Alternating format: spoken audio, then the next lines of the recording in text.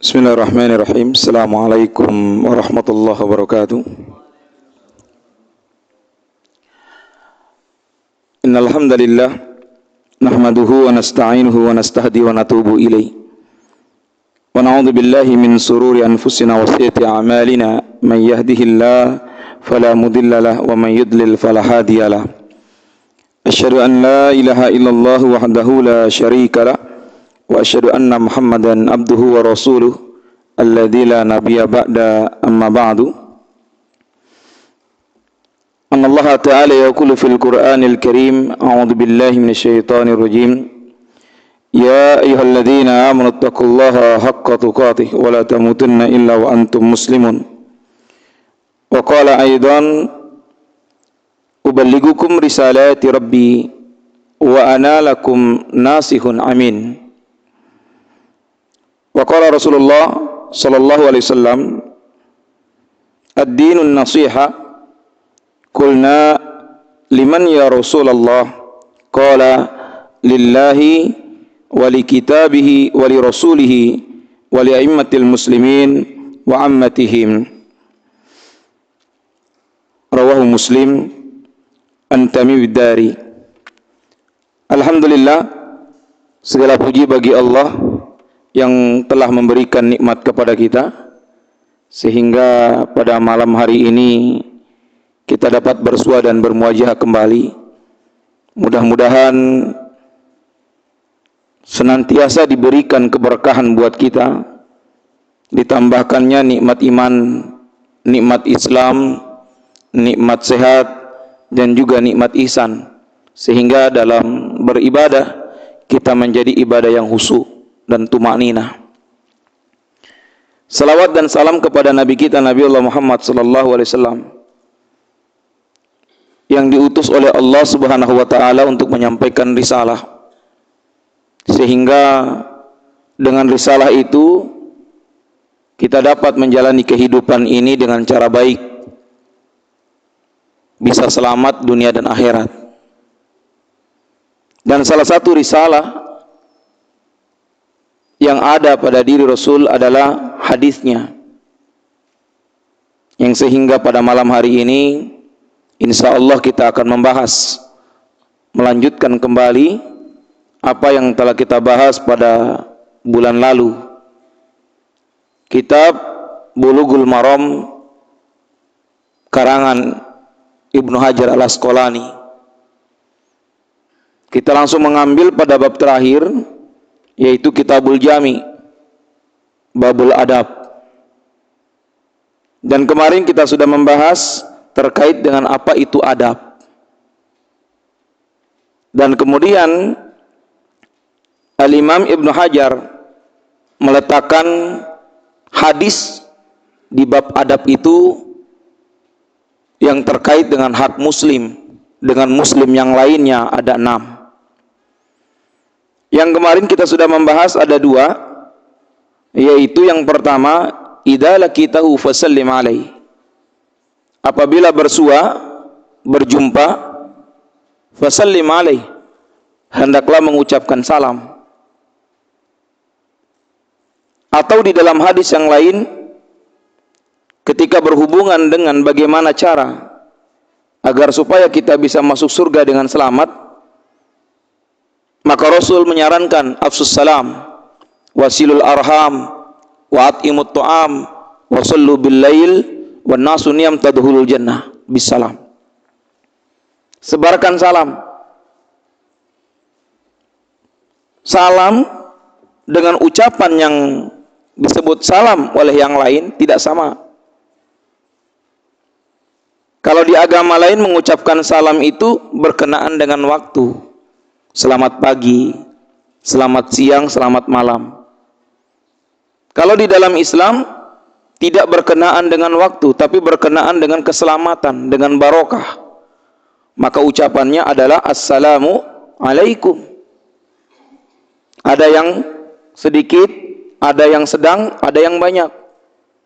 Assalamu alaikum, assalamu alaikum warahmatullah, assalamu alaikum warahmatullahi wabarakatuh. Jadi ada 3.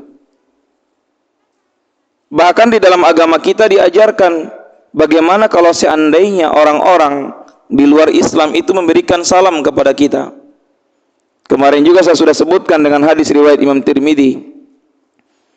Ketika orang kafir mengucapkan salam kepada kita, ada dua yang mesti kita lakukan. Yang pertama, ucapan hanya sekedarnya saja, wa alaik. Atau ada yang menyebutkan waalaikum, titik di situ, tidak boleh lebih. Yang kedua, diam, nggak usah jawab. Kenapa ke waalaikum? Waalaikum itu adalah cukup, doa yang cukup supaya diberikan hidayah kepada mereka yang mengucapkan salam. Beda dengan orang sesama Islam, enggak cuma hidayah, tapi didoakan supaya mendapatkan rahmat, barokah. Tapi beda dengan keadaan kita sekarang ini, karena toleransinya terlalu tinggi. Sehingga ketika dalam berpidato, seorang pimpinan beragama lain mengucapkan Assalamualaikum warahmatullahi wabarakatuh, maka diucap Waalaikumsalam warahmatullahi wabarakatuh. Kalau ditegur, maka jawabnya apa? Kan itu kan bagus ucapannya.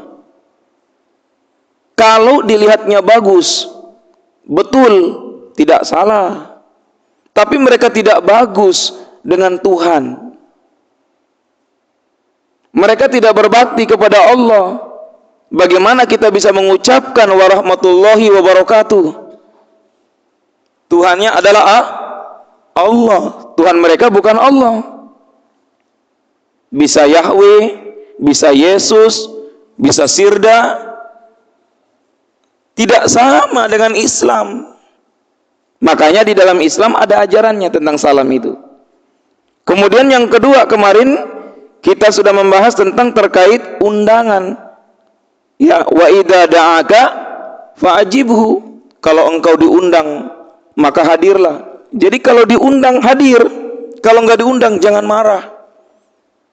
Enggak perlu marah. Apakah dia benci? Boleh jadi dia lupa. Jangan menganggap dia itu benci. Kalau kita menganggap dia itu benci, berarti kita sudah su'zon dengan orang lain.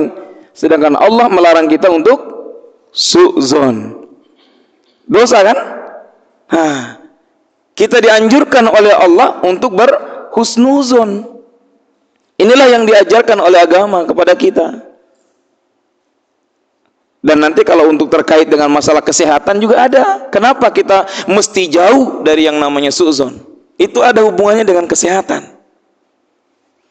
Nah, kemudian yang ketiga, malam hari ini kita akan membahas wa ijastansaka fansahu. Apabila engkau dimintai nasihat, maka nasihati. Nah, kalimat ini secara sharih dan jelas. Kalau enggak diminta nasihat, jangan menasihati. Justru itu akan mengakibatkan menjadi prasangka bagi yang dinasihati. Sok tahu lu nasihatin gue.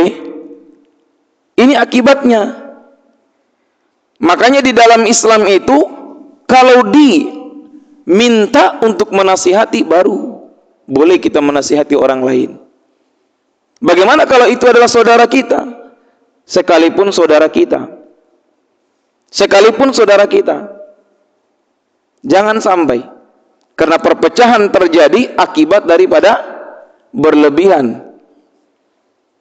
Atau kita pakai yang kedua.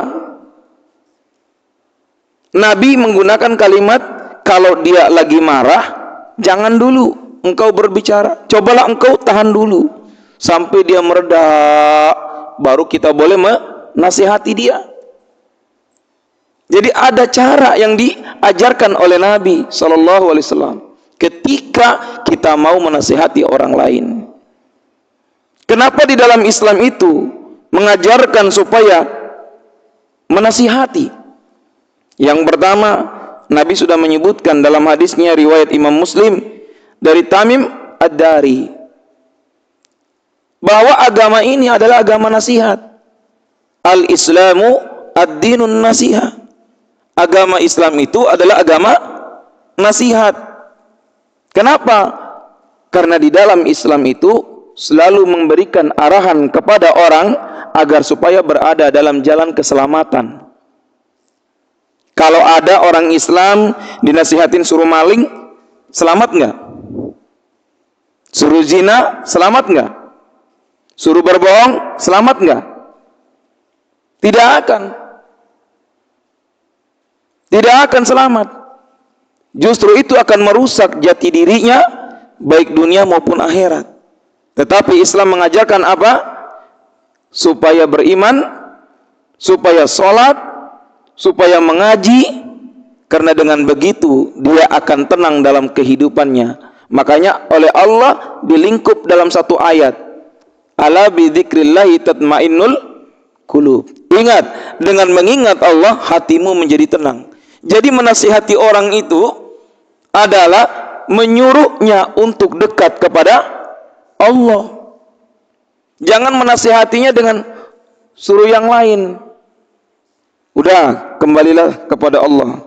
Back to Allah kalau istilahnya sekarang, Pak ya. Kalau di beberapa forum-forum hijrah itu sering disebut back to Allah, kembali kepada Allah. Lalu bagaimana cara back to Allah? Cara back to Allah itu yang pertama, kita mesti punya sifat namanya muraqabah. Apa itu muraqabah? Merasa diawasi oleh Allah Subhanahu wa taala. Sudah enggak kita merasa diawasi oleh Allah Subhanahu wa taala? Jangankan oleh Allah, oleh malaikat, kita masih jauh dari situ. Buktinya kita masih mau berbuat maksiat.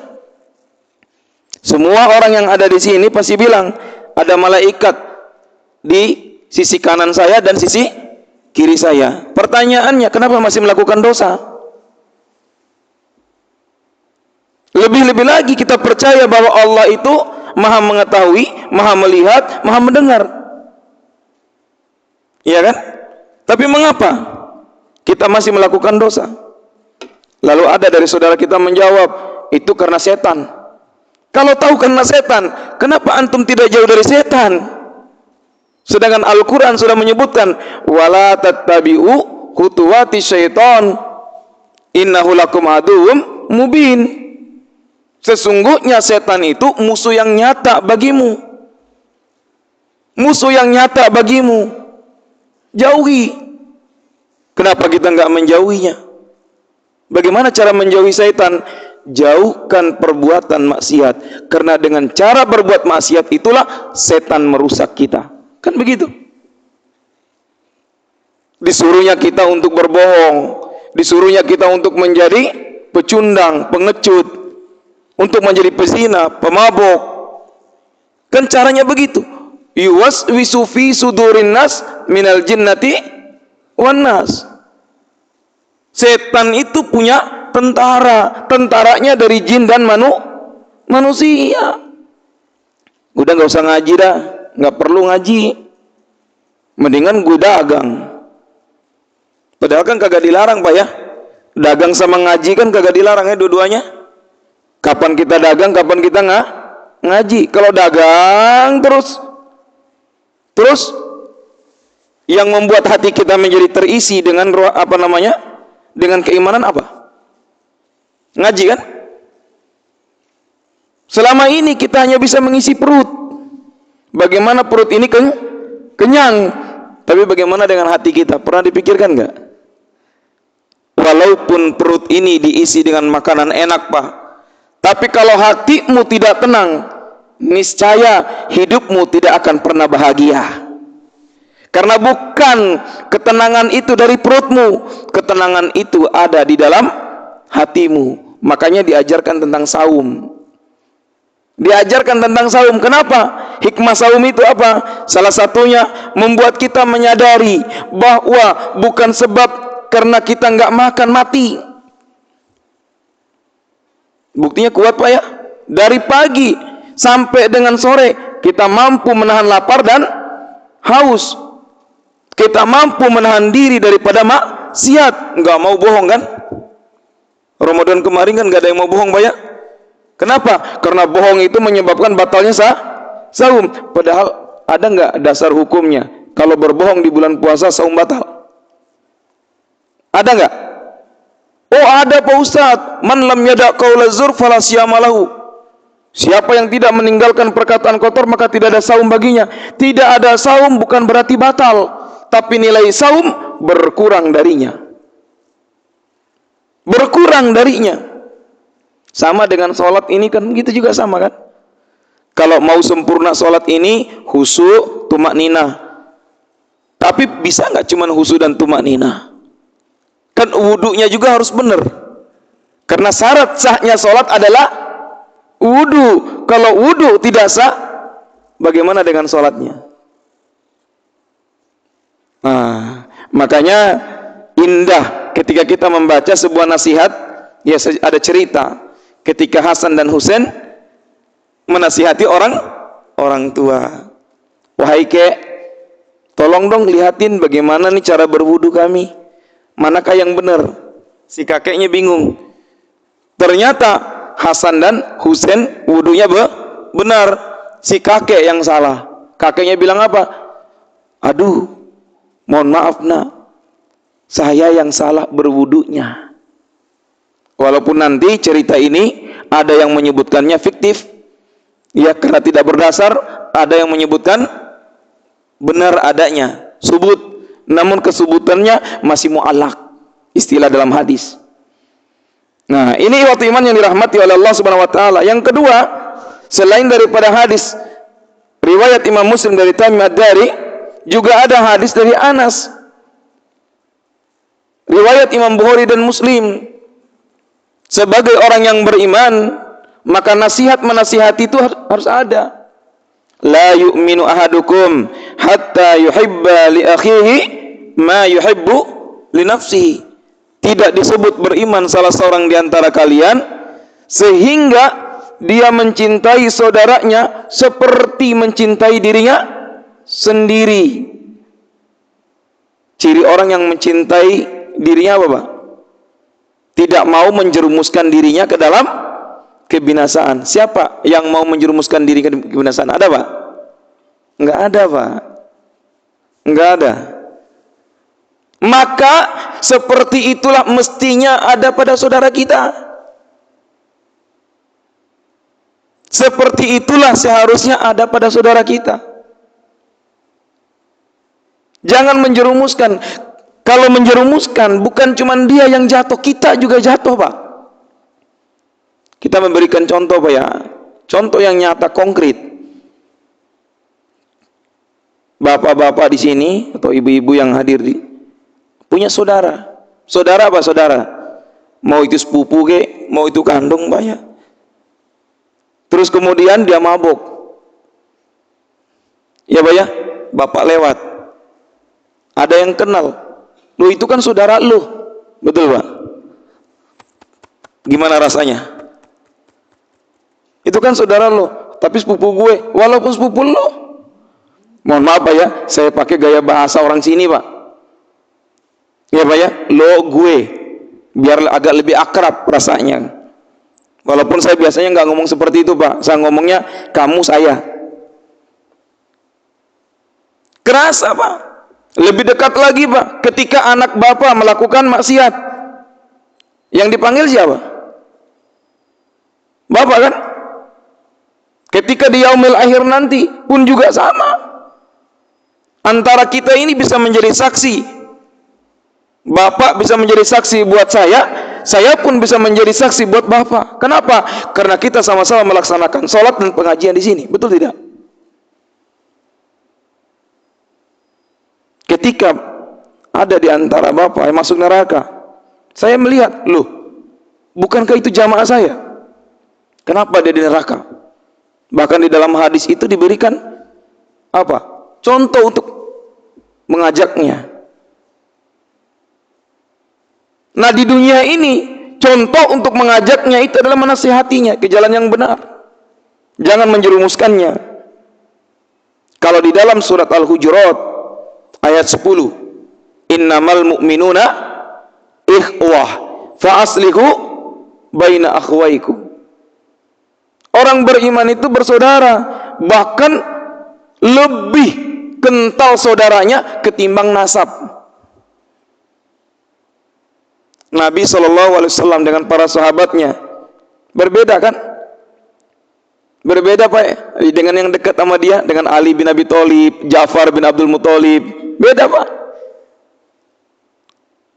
Abu Bakar itu saudara jauhnya, sepupu jauh, tapi dekatnya bukan main. Bahkan Nabi menikahi anaknya Abu Bakar As-Siddiq yang namanya siapa? Aisyah radhiyallahu anha. Jadi ummul mukminin. Utsman bin Affan saking dekatnya padahal orang jauh dinikahkan dengan anaknya. Siapa namanya Pak? Ada dua, Ruqayyah dan Ummu Kulthum. Nabi ingin dekat dengan Umar bin Khattab. Dia nikahi anaknya Umar bin Khattab yang sudah menjadi janda. Siapa namanya Pak? Siapa? Hafsah. Makin dekat. Luar biasa, ya fillah rahimani wa rahimakumullah. Belum lagi yang lainnya, ya fillah. Masih banyak sejarahnya. Lalu kemudian ikhwat iman, kalau kita juga melihat di dalam surat Al-A'raf ayat 68, Allah Subhanahu wa taala berfirman, "Uballigukum risalati rabbi wa ana lakum nasihun amin." Ini ada pada surat Al-A'raf ayat 68. Aku menyampaikan amanah-amanah Tuhanku kepadamu dan aku hanyalah pemberi nasihat yang terpercaya bagimu. Jadi Nabi itu penasihat. Diutus oleh Allah untuk memberikan nasihat kepada orang Quraisy. Kalau kita mau mengambil makna dari Nabi, karena Nabi Muhammad keturunan Quraisy, lahirnya di Mekah. Kalau dia cuma Nabi, maka berarti dia cuma buat di Saudi sana Pak. Tapi karena dia adalah Rasulullah, maka buat semua. Kan maknanya Rasul itu buat semua Pak, utusan semua. Cuman sedikit Rasul itu Pak. Yang ulul azmi cuman 5. Walaupun nanti kalau dihitungnya banyak Pak. Nabi itu 300-an lebih. Sedangkan Rasul itu ada 150-an. Yang paling dikenal adalah cuman 5. Salah satunya adalah Nabiullah Muhammad SAW. Disebut dengan ulul azmi. Disebut dengan ulul azmi. Tapi cintanya Rasul kepada umat tidak mengingat akan dirinya. Coba lihat Pak. Dakwah dari awal Nabi Muhammad SAW, kita baca sejarah sampai ditimpuk, baik dengan batu maupun dengan kotoran. Nabi Muhammad pernah diludah. Nabi Muhammad pernah diboikot. Kita siapa yang boikot Pak? Yang ada kita boikot diri sendiri Pak. Sampai kagak sholat. Kita yang boikot dengan kemalasan. Udah nanti aja juga gampang. Sholat berjemaah ini paling pahalanya beda tipis. Iya kan? Sholatul jamaah afdalu min sholatil faddi bisab'in wa isrina darajah. 27 derajat. Sedangkan kalau sholat sendiri khamsa wa isrina derajat, 25 derajat. Cuman beda 2. Tapi dia nggak tahu bonusnya. Bonusnya sholat berjamaah di masjid itu bukan cuman jamaahnya 27. Bertemu dengan saudaramu, engkau didoakan assalamualaikum. Kalau di rumah siapa yang assalamualaikum? Ada nggak? Tamu. Yang kedua masih ada lagi bonusnya. Apa Pak? Ketika ketemu pegangan tangan. Kata Nabi kalau pegangan tangan dosa berguguran. Bonus nggak Pak? Tapi orang pada kagak mau dapatin bonusnya. Belum lagi sholat sunnahnya. Kalau di rumah sholat sunnah nggak? Belum tentu. Boleh jadi cuman yang wajib aja kita sholat. Kalau di masjid kita bisa melaksanakan sholat sunnahnya, apalagi di Masjid Al-Ikhlas ini, AC-nya luar biasa. Kita mandang ke atas warna birunya kelihatan. Ini udah kayak di Turki. Betul nggak Pak? Apa masih belum puas juga? Kalau kita mau bicara surga, ini belum, Pak. Sampai ada satu masjid di daerah Jawa itu, Pak, tidak ditutup 24 jam. Bapak masuk ke situ, duduk aja. Jangan kaget. Tiba-tiba dibawain jahe, air jahe. Ditawarin apa? Susu. Ditawarin apa lagi, Pak? Teh manis. Boleh nginap nggak? Oh, boleh nginap. Ada tempat nginapnya. Belum lagi yang di Jogokarian kan, Pak ya? Udah banyak masjid udah mulai ngikut. Contohnya kayak di Klender, Pak. Di Klender itu 2 kali sebulan bagi-bagi sayur. Itu di masjid saya punya murid itu. PDU. Ngadain bagi-bagi sayur. Jamaahnya banyak. Kenapa? Karena melihat keadaan, oh ternyata inilah masjid. Banyak orang yang datang ke masjid itu hanya untuk numpang istirahat doang. Berarti nyaman kan? Betul, Pak? Nyaman kan? Kenapa nggak sholat di masjid? Kan lebih nyaman di masjid sholatnya. Betul, Pak? Nah, ini bagian dari nasihat, Pak ya. Ini bagian dari nasihat. Yang terakhir terkait dengan masjid, ikhwatu iman. Siapa yang memakmurkan masjid, dia itu adalah orang yang beriman. Kita mau disebut orang beriman kan? Ayo makmurkan masjid. Sebagaimana ada di dalam Al-Quran kan? Alladzina ya'muruna masajidallah man amana billahi wal yaumil akhir. Nah, ikhwati iman yang dirahmati Allah Subhanahu wa taala. Itu bagian dari nasihat. Karena saya diminta nasihat, maka saya nasihatin, Pak. Karena kata hadisnya, wa idastan sohaka fansohu. Kalau engkau diminta nasihat, maka nasihatilah. Maka saya memberikan nasihat. Saya tidak mungkin duduk di depan sini, Pak, kalau bukan karena diminta untuk memberikan nasihat. Kemudian yang berikutnya, ikhwat iman, yang keempat, di dalam hadis riwayat Imam Muslim itu, yang berkenaan dengan adab atau hak muslim atas muslim yang lainnya adalah wa idza atasa fahamidallah fasamitu. Kalau batuk, ya Pak ya, kalau batuk, maka ucapkanlah alhamdulillah.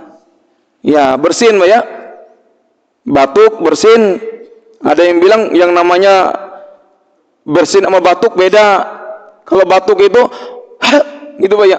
Acik gitu, Pak. Kalau bersin lewat hidung, kalau batuk lewat di sini. Yang saya tahu kalau yang di sini itu karena dahak itu. Tapi kalau dalam bahasa Arab atos, Pak, namanya. Kalau ke Jawa atos itu apa, Pak? Keras. Kalau ke Sunda atos itu sudah. Kalau ke Arab atos itu batuk, bersin. Hebat, Pak. Orang Indonesia itu beda suku, beda makna, lari ke Arab cuman satu doang, atos. Jadi banyak, Pak, di Indonesia itu. Nah, kemudian ya waktu iman, terkait dengan masalah batuk ini, apabila seorang muslim bersin, kemudian ia bertahmid, maka jawablah tahmid tersebut. Kalau di hadis-hadis yang lain, ya, seperti halnya di hadis riwayat Imam Bukhari, idza atasa ahadukum falyakul alhamdulillah. Kalau salah seorang di antara kalian batuk, maka hendaklah mengucap alhamdulillah. Wal yakul lahu akhuhu, dan hendaklah saudaranya yang mendengar. Yang mendengar, Pak ya. Kalau tidak mendengar nggak perlu, Pak. Maksudnya mendengar apa? Bukan batuknya. Mendengar ucapan alhamdulillah dari saudaranya. Kan ada kalau orang batuk itu nggak ngucap alhamdulillah, Pak ya. Malah ngomel-ngomel kan. Kok batuk lagi sih? Gitu, Pak. Kalau yang begitu nggak perlu dijawab lagi, Pak. Apa jawabannya? Yarhamuka kallah. Semoga Allah merahmatimu. Jadi seumpama kalau saya batuk, alhamdulillah. Maka bapak-bapak yang mendengar saya mengucapkan alhamdulillah, ucapannya apa? Yarhamukallah. Saya mendengar ucapan bapak yarhamukallah, saya membalasnya lagi. Apa, Pak? Yahdikumullah wa yusli balakum. Itu adab, Pak. Yang tidak ada di agama lain adab seperti itu, Pak. tapi tidak diamalkan oleh orang Islam, Pak. Hanya sedikit yang mengamalkannya. Sedikit. Sedikit, Pak. Yang ngerti aja kagak mau, apalagi yang kagak ngerti. Mohon maaf, Pak. Kadang-kadang di masjid ada yang batuk, saya dengar, Pak. Ya, nggak ada yang ngucapin itu, yarhamukallah, nggak ada. Kalaupun ada, ya mungkin ya di hati kali ya, Pak ya. Itu husnuzon saya, daripada suzon kan dosa. Ya, mungkin ada yang menjawabnya yarhamukallah, Pak. Namun tidak didengar oleh yang batuk, sehingga dia tidak menjawab lagi yahdikumullah wa yuslih balakum. Padahal ungkapan tadi itu bisa menjadi doa. Doa. Ya, Pak. Begitu indahnya di antara kaum muslimin itu, Pak. Lalu kemudian ya menjawab wal yakul yahdikumullah wa yuslih balakum. Semoga Allah memberikan hidayah kepada kalian dan kemaslahatan buat kalian. Ikhwatul iman, Imam An-Nawawi rahimahullah berkata, telah disepakati bahwa hal ini adalah sesuatu yang disenangi. Kalau disebut sesuatu yang disenangi, berarti hukumnya mustahab, dianjurkan. Ya, Pak ya? Kalau dianjurkan berarti pahalanya besar. Namun kita tidak melaksanakannya. Entah itu tahu atau memang sengaja tidak mau tahu. Lalu kemudian ikhwatul iman, yang kelima, ini yang terakhir ikhwatul iman, atau saya tidak menyisakannya sampai 6 saja. Yang kelima itu adalah wa idza marida fa'udhu. Kalau saudaramu sakit, hendaklah engkau menjenguknya. Ya. Di dalam hadis riwayat Imam Tirmidzi, "Ma min muslimin ya'udu musliman gudwatan illa shalla alaihi sab'una alfa malakin hatta yumsiya wa in adahu asyiyatan illa shalla alaihi sab'una alf malakin hatta yusbih wa kana lahu kharifun fil jannah." Tidaklah seorang muslim berpagi-pagi menjenguk saudaranya yang sedang sakit, kecuali ada 70.000 malaikat akan mendoakan orang tersebut hingga petang harinya. Ayo, Pak, siapa manusia yang mau mendoakan orang yang jenguk? Siapa, Pak? Malaikat, 70.000 malaikat mendoakan orang yang menjenguk. Itu yang menjenguk. Belum lagi nanti, Pak, di dalam hadis yang lain disebutkan, ketika kita sampai di dekat orang yang sakit, kita mendoakan, Pak. Nanti di hadis Muslim dianjurkan untuk memegang dadanya. Tapi ingat, Pak, jangan coba-coba istri orang Bapak pegang dadanya, ya, Pak. Jangan, Pak, ya. Jangan. Oh, saya dengar Ustadz Mudrik ngomong kalau kita mau mendoakan saudara kita pegang dadanya. Istri orang dipegang dadanya. Jangan, Pak. Nanti dimarahin suaminya, Pak. Itu haram hukumnya, Pak, ya. Kalau itu laki-laki, pegang dadanya, Pak. Syafakallah. Simple, Pak. Kalau Rabbanas adhibil ba'si itu jauh, Pak. Itu jauh doanya, Pak. Kalau dekat, pegang, Pak. Syafakallah, syifaan ajilan. Itu, Pak. Atau yasfikallah, syifaan ajilan, pegang dadanya, Pak. Dan kemudian kata Nabi, mintalah kepada yang sakit itu doa. Karena apa? Dia saat itu lebih dekat kepada Allah ketimbang dirimu. Ternyata setelah dicari tahu, Pak, kenapa disebut lebih dekat? Orang yang sakit, Pak, yang diucapkan apa, Pak? Yang diucapkan apa, Pak? Istighfar, Pak. Karena dia tahu dosa. Dekat nggak dengan Allah, Pak, orang istighfar, Pak? Dekat. Orang yang beristighfar itu orang yang taubat. Orang yang tahu bahwa dirinya ada salah, ada dosa. Nggak mungkin dia ngucapin istighfar, Pak, kalau nggak begitu, Pak. Buktinya apa, Pak? Kalau kita udah sehat, Pak. Coba lihat, udah sehat, Pak. Masih ingat nggak istighfar, Pak? Masih ingat, Pak? Ingat. Kapan, Pak? Ketika habis sholat, kan? Itu pun cuma 3 kali. Setelahnya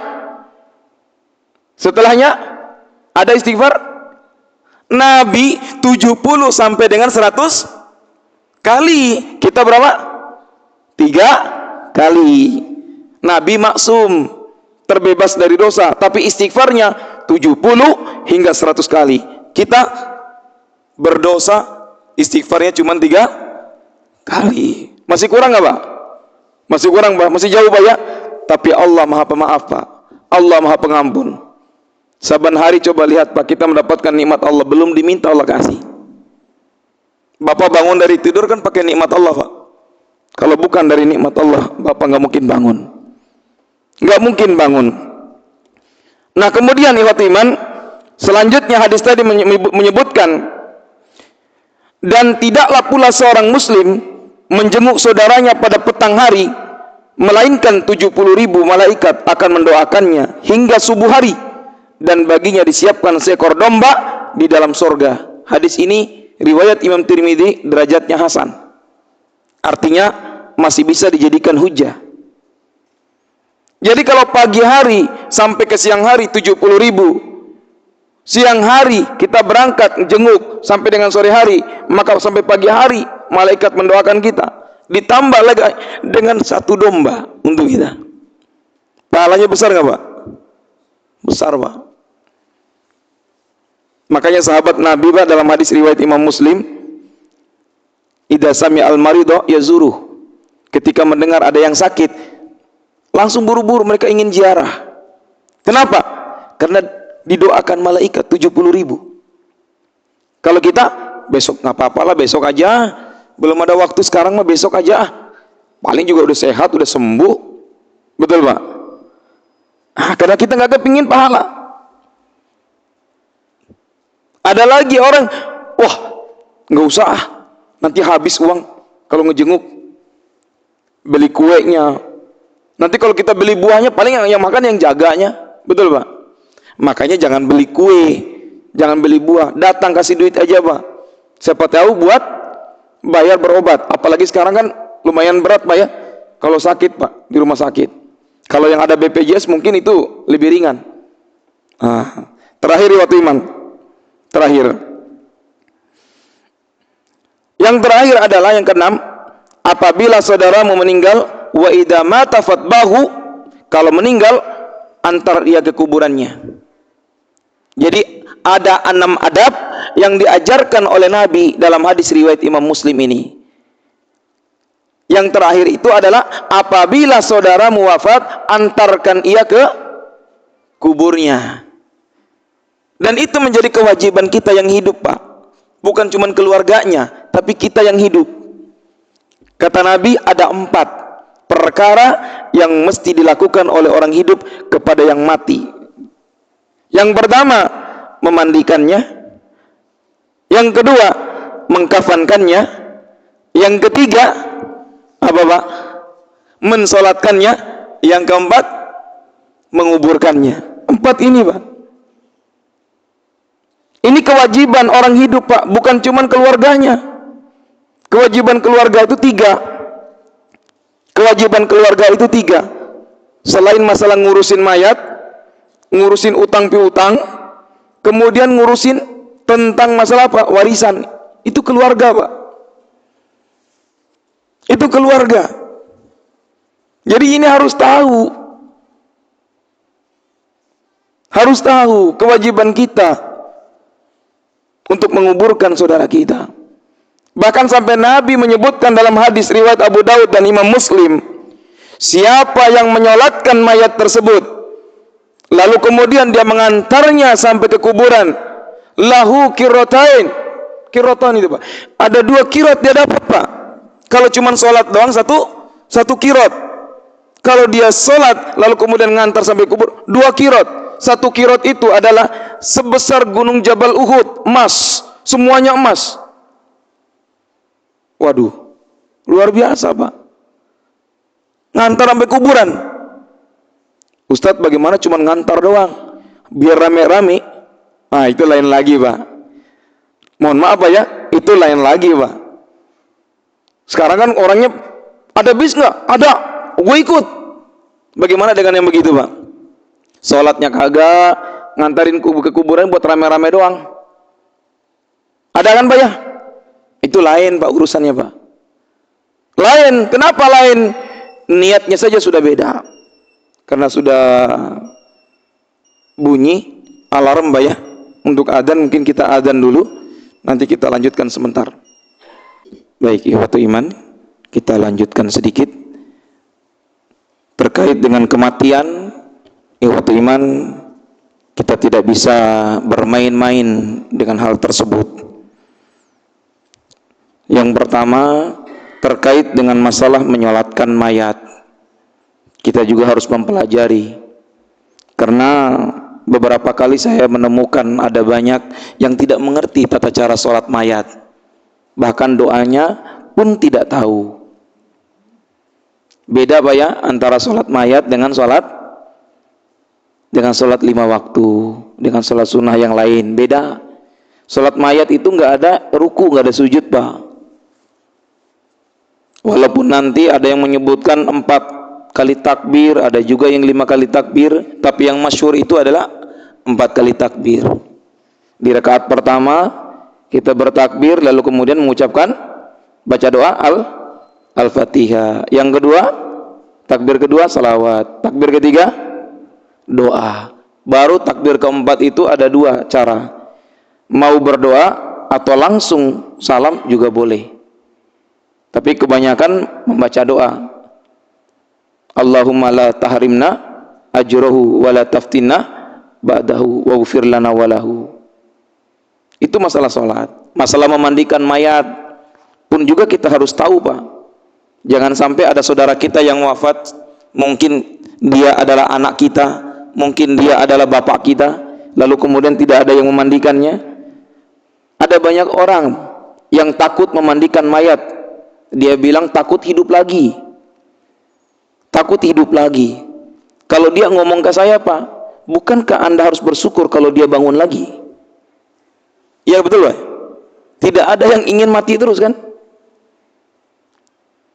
Dan tidak ada orang yang udah mati itu hidup, kecuali memang kematiannya itu, istilah kita itu kematian apa namanya? Mati suri. Lalu kemudian yang ketiga terkait dengan penguburan mayat. Tata cara penguburan mayat. Ya, kalau masalah memandikan mayat juga sama. Kadang-kadang memandikan mayat itu menyakitin mayat.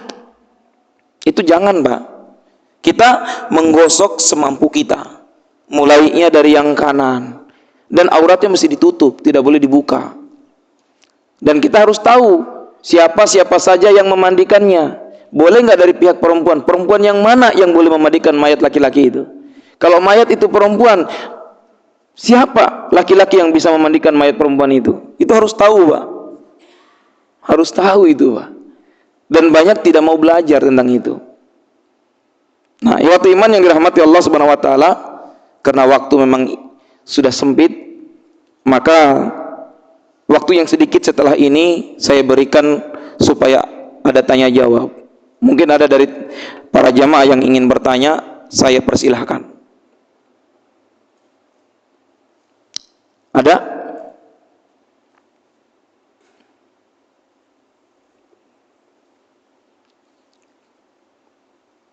Kalau tidak ada yang bertanya, berarti saya cukupkan. Mudah-mudahan kita akan bersua dan berjumpa kembali di malam Senin minggu terakhir. Ya Pak ya? Dan insya Allah minggu depan kita sudah masuk Idul Adha Pak ya. Ya. Mudah-mudahan Allah Subhanahu wa taala menerima amal ibadah kita, salat kita, kurban kita, menerima zikir dan doa kita dikabulkan oleh Allah Subhanahu wa taala. Karena sesungguhnya itulah yang diharapkan oleh kita semua. Hadanallahu wa iyyakum ajmain. Kita tutup dengan doa kafaratul majlis. Subhanakallahumma rabbana wa bihamdika asyhadu an la ilaha illa anta astaghfiruka wa atubu ilaik. Assalamualaikum warahmatullahi wabarakatuh.